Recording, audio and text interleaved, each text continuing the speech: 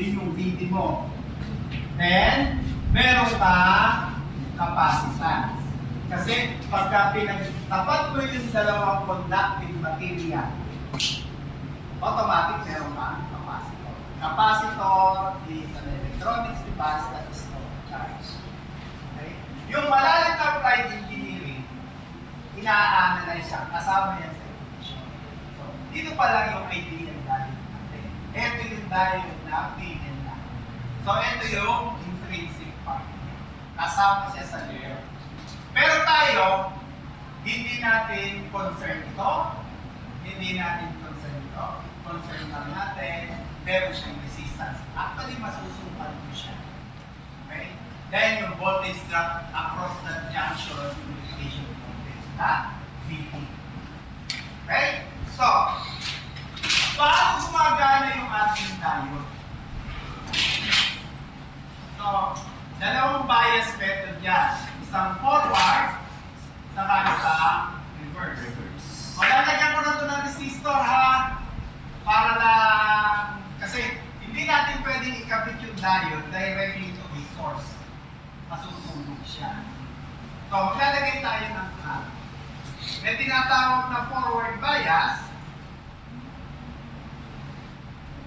at may tinatawag na reverse bias.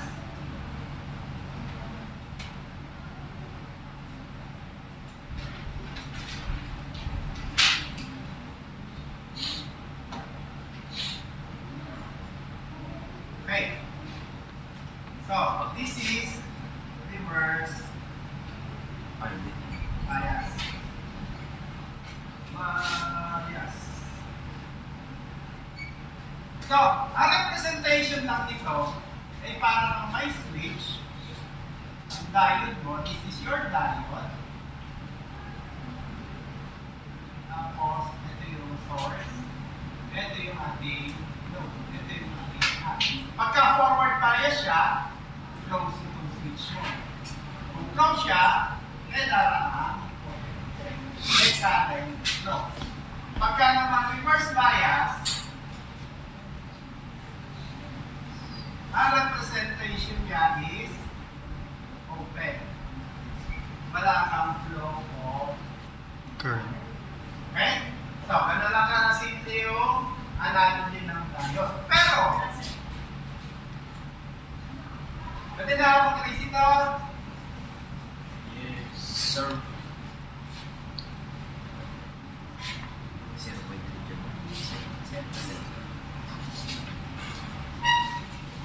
Pero, paano gumagana yung diode? Ano na, pagka pinasa niyo yung intro o nalong kayo sa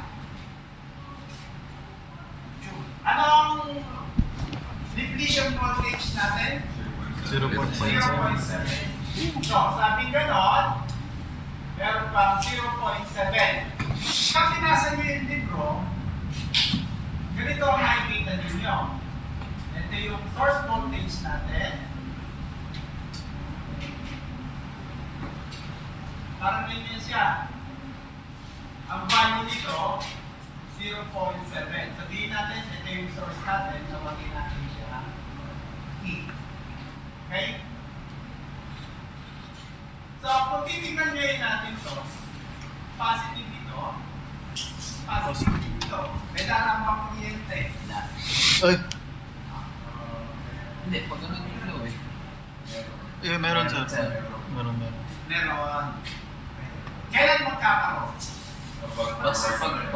Pag Yung isang dala is positive. magka-positive ito. Pag forward Paano bias. kaya ako ang voltahe rito is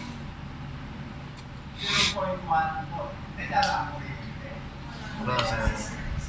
Bakit? Kailangan mas malaki yung magkasing ano or mas malaki. Graph ngayon natin siya. Sheesh the logic. Oops. Ah, 1, 2, 3, 4.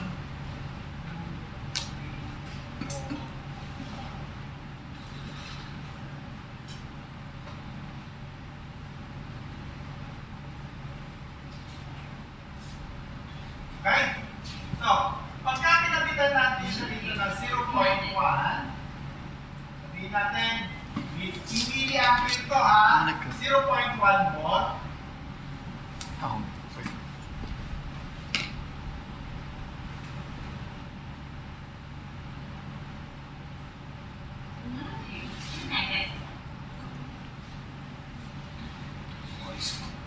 Voice ko. Alright? So, ito yung voltahe. Ito represent VD. Yung pwedeng voltahe sa VD. Ito naman, nire-represent yung ating source voltage. Okay? So, titignan mo, saan kinuha si VD? May source voltage din. Ina-adjust lang natin. Okay? So, kung ang voltahe sa resistor mo, sabihin natin, E is 0.1 volt. No? Ang kuryente mo is 0. Kasi, VD is greater than E. Okay? So, mas malaki yung VD kaysa kay E. Kaya, hindi daraan Yung pag ganun. Then, at point 2, mas malaki pa rin ito. Totoo pa rin ito. At point 3, totoo pa rin yun. At point 4, totoo pa rin yun. As point 5, mathematically, totoo pa rin yun. Tandaan yung term ko, mathematically. Yan ano, At 6, wala pa rin. Mathematically.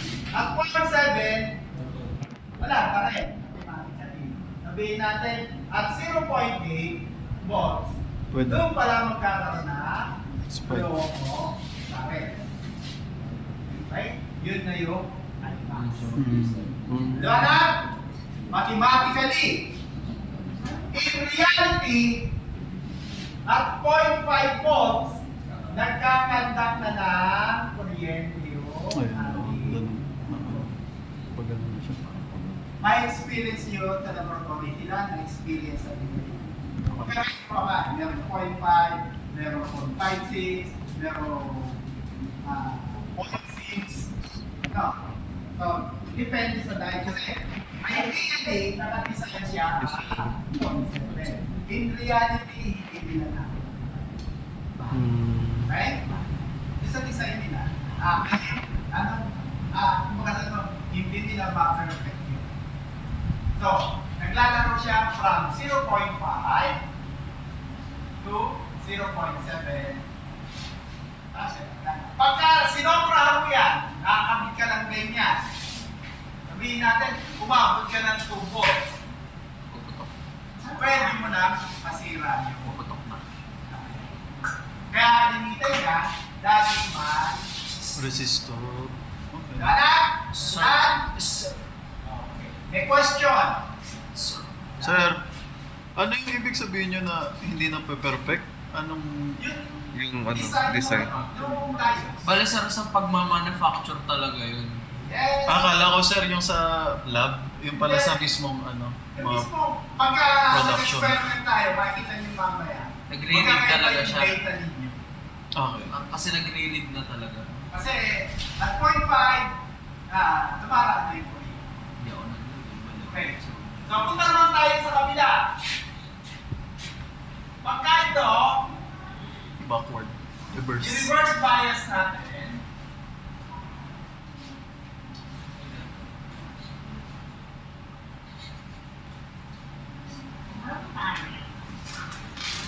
Okay? I-reverse bias natin. Ideally, ano? Magka-reverse bias, sabi rito, walang flow of current. Okay? So, lagyan natin itong value na, by the way, nandun nga pala yun sa data sheet. Mamaya papakita ko. Yung gagamitin natin diode, which is 1N4001, has a reverse BVR. Hindi na. Kasi... BVR.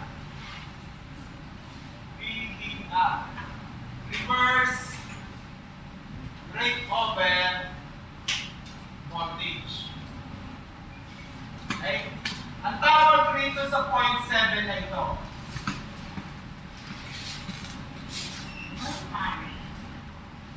battery. Breakover.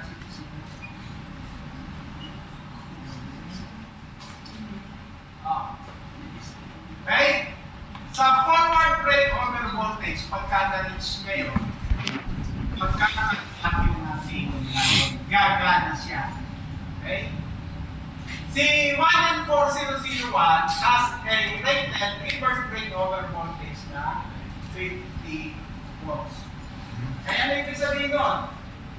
1, 2, 3, 4, 5. Sabihin natin, this is negative 10 volts, negative 20 volts, negative 30, negative 40 volts, negative 50 volts. Pagka kinabit mo raw yung diode in reverse connection, reverse bias connection, pagka sinuplayan mo siya ng 10 volts, wala kang flow o current. No load ka, hindi masisira. 20 volts, wala pa rin. 30 volts, wala pa rin current. Pero pagka hinawakan mo yung diode, may nararamdaman ka ng May init. iinit na. Then, 40 volts, yan, lalo mong, ano ba yung tinig niya. Pagdating mo ngayon ng 50 volts, boom, putok na siya. Open na yung si forward, Ayaw niya. kaya na siya. Si reverse, daraan yung kuryente sa kanya, maximum, then, puputok siya, mag-open siya. So, ibig sabihin, instantaneous dito. Biglaan lang po, nadaraan yung malaking kuryente, then after that, wala na.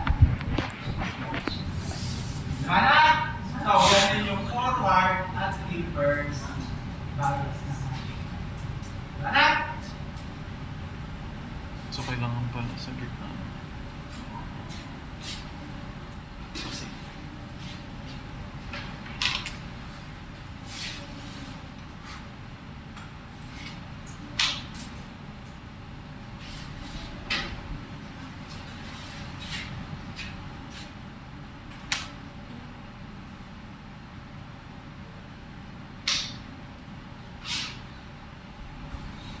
Bigyan ko siya ng switch.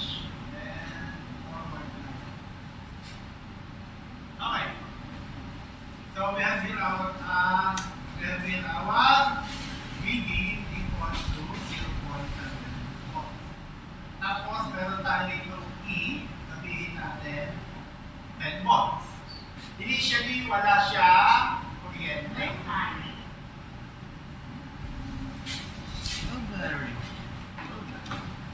off muna natin sa...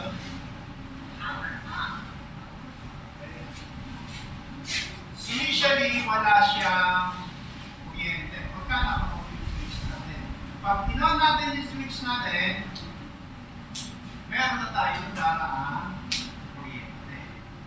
Okay? So, kung titignan lang natin yan, kung titignan nyo lang tayo visualize nyo, ang equivalent dito is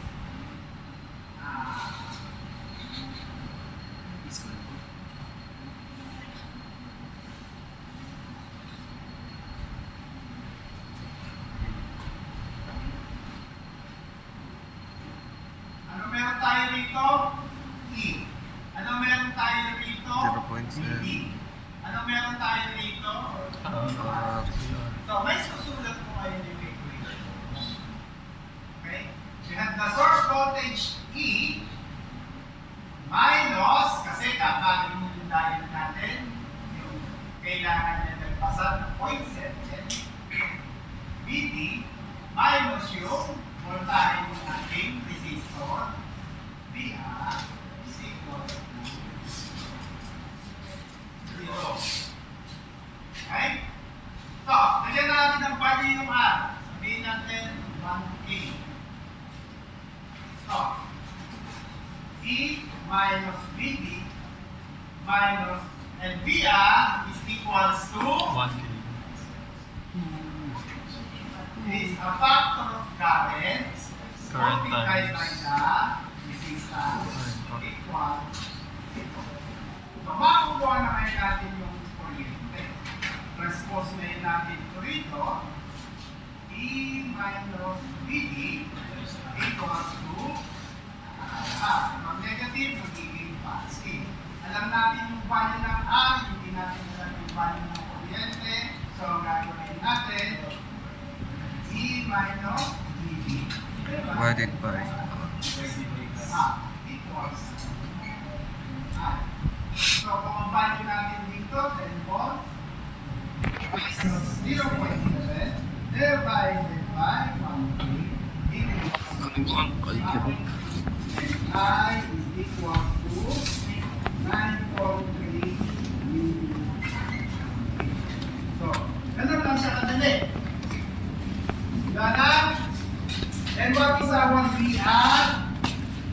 VR is equal Shit, to, wala. from this equation ulit. Transpose ngayon natin ito dito. VR is equals to E minus VD. So that is 10 volts minus 0.7 volts. Meron ka 9.3 VD.